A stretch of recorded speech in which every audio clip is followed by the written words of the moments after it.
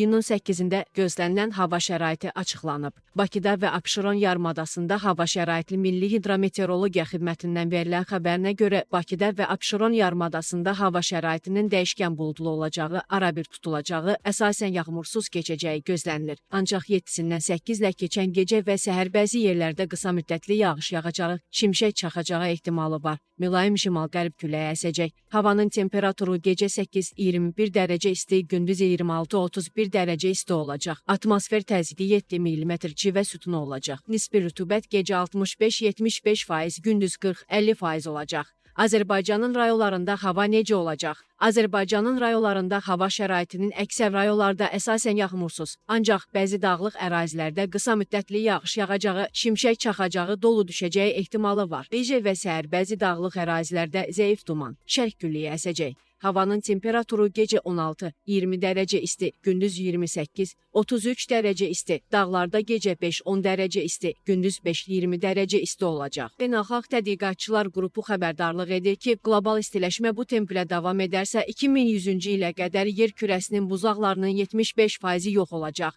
Bu, dəniz səviyyəsinin ən azı 23 sm yüksəlməsinə və fəlakətli ekoloji nəticələrə səbəb ola bilər. Tədqiqat Science jurnalında dərc edilib. Xüsusilə Alyaska risk altındadır. Burada buzlaqların 69%-i əriyə bilər. Hətta ən yaxşı ssenaridə belə bölgə buz ehtiyatının 41%-ni itirəcək.